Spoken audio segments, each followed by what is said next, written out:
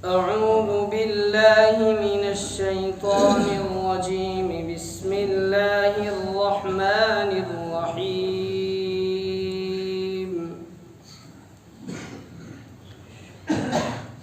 هل ينظرون إلا أن تأتيهم الملائكة أو يأتي أمر ربك كذلك فعل الذين من قبلهم وما ظلمهم الله ولكن كانوا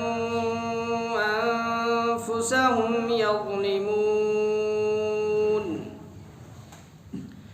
فأصابهم سيئات ما عملوا وحاق بهم ما كانوا به يستهزئون.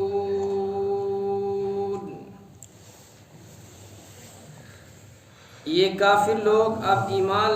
لانے کے لیے اس کے سوا کس بات کے منتظر ہیں کہ ان کے پاس فرشتے آ کھڑے ہوں یا قیامت یا عذاب کی صورت میں تمہارے پروردگار کا حکم ہی آ جائے. جو امتیں ان سے پہلے گزری ہیں انہوں نے بھی ایسا ہی کیا تھا اور اللہ نے ان پر کوئی ظلم نہیں کیا، لیکن وہ خود اپنی جانوں پر ظلم ڈھاتے رہے تھے، اس لیے ان کے برے اعمال کا وبال ان پر پڑا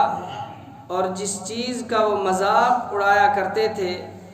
اسی نے ان کو آ گھیر لیا.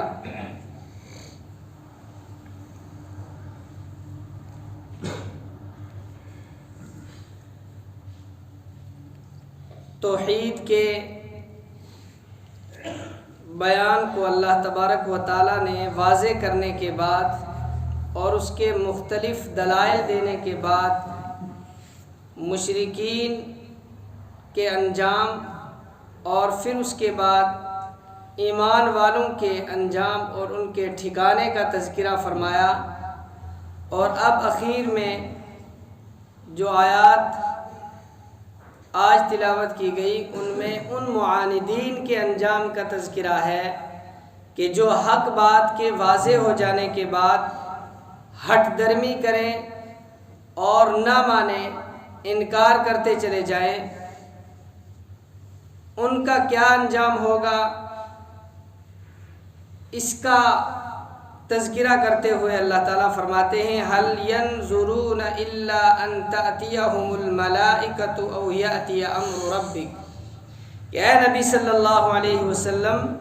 جو پیغام ہم نے آپ کو دیا ہے اس پیغام کے سارے دلائل واضح ہو جانے کے بعد، ان دلائل کے کھل جانے کے بعد، ان لوگوں کے سامنے عیاں ہو جانے کے بعد اب پھر بھی یہ انکار کرتے ہیں اور اس کے لیے مختلف قسم کی شکلیں اختیار کرتے ہیں، بہانے بنانے کی کوشش کرتے ہیں. اللہ تعالیٰ نے فرمایا کہ یہ کافر لوگ اب ایمان لانے کے لیے اس کے سوا کس بات کے منتظر ہیں کہ ان کے پاس فرشتے آ جائیں یا ان کے رب کا کوئی حکم ہی ان کو پکڑے.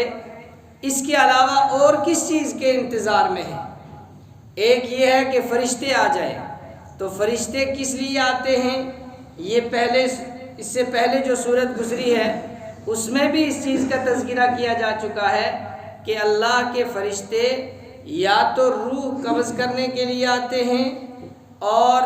یا کسی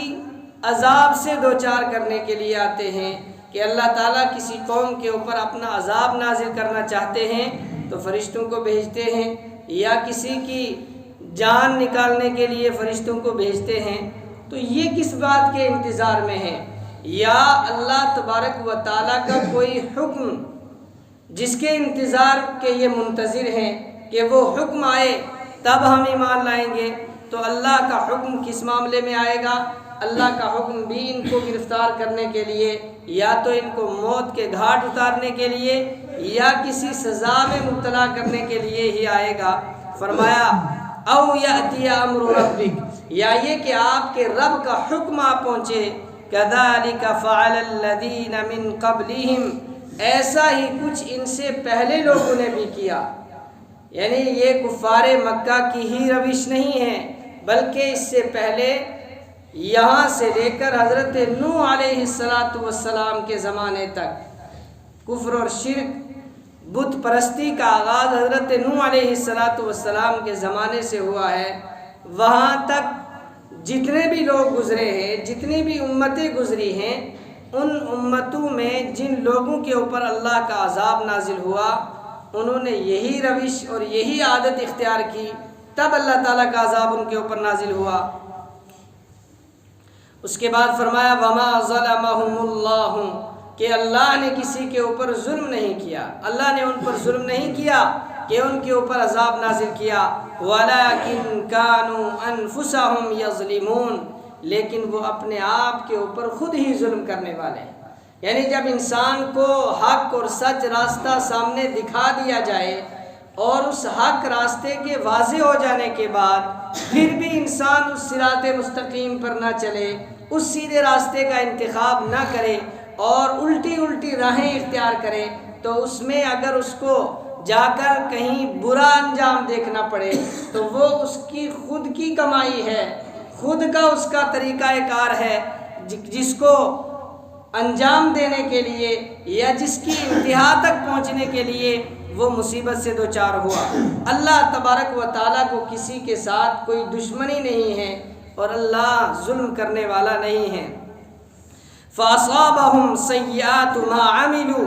اور ان کو وہی مصیبتیں آ پہنچی کہ جو بدعمالیاں انہوں نے کی تھی، گناہ انہوں نے کیے تھے، وَحَاقَ بِهِمْ، اور ان کو گھیر لیا، مَا كَانُوا بِهِ يَسْتَهْزِئُونَ، ان چیزوں نے کہ جن کا وہ مذاق اڑایا کرتے تھے۔ حضرت نوح علیہ السلام کو اللہ تعالیٰ نے حکم دیا کہ آپ کشتی بناؤ، تو وہ کشتی بنانے لگے اور قوم اس کشتی کا مذاق اڑا رہی ہے، آتے جاتے ٹھٹھا کر رہے ہیں کہ بھئی ہم نے تو سنا تھا کہ کشتیاں سمندر میں چلتی ہیں، آپ کیسے نبی ہو کہ جو خشکی میں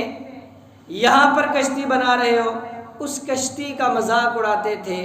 اللہ تبارک و تعالیٰ نے اسی کشتی کے ذریعے سے ایمان والوں کو بچایا اور جو مذاق اڑانے والے تھے ان کو نیست و نابود کر دیا۔ اس کے بعد آپ چلے آئیے، جتنی بھی قومیں ہیں، موسیٰ علیہ السلام کی قوم کا تذکرہ ہو، حضرت شعیب کی قوم کا تذکرہ ہو، حضرت لوط علیہ السلام کی قوم کا تذکرہ ہو، یا حضرت ابراہیم علیہ السلام کے مخالفین کا تذکرہ ہو، تمام کے تمام کو اگر دیکھا جائے تو ہر جگہ جس چیز کا وہ مذاق اڑایا کرتے تھے اسی چیز میں اللہ تبارک و تعالیٰ نے ان کو گرفتار کیا اور ان کو دنیا سے مٹا دیا، اور آنے والوں کے لیے یہ نشان عبرت بن گئے کہ جو نہیں مانتے اور پیغمبروں کا مذاق اڑاتے ہیں ان کا یہ انجام ہوتا ہے، اور جو ماننے والے ہوتے ہیں، پیغمبروں کی بات تسلیم کر لیتے ہیں، اللہ تعالیٰ ان کو دنیا میں بھی عزت دیتا ہے اور آخرت میں بھی ان کے لیے بہترین ٹھکانہ ہے۔ اللہ تبارک و تعالیٰ سمجھنے کی توفیق عطا فرمائے۔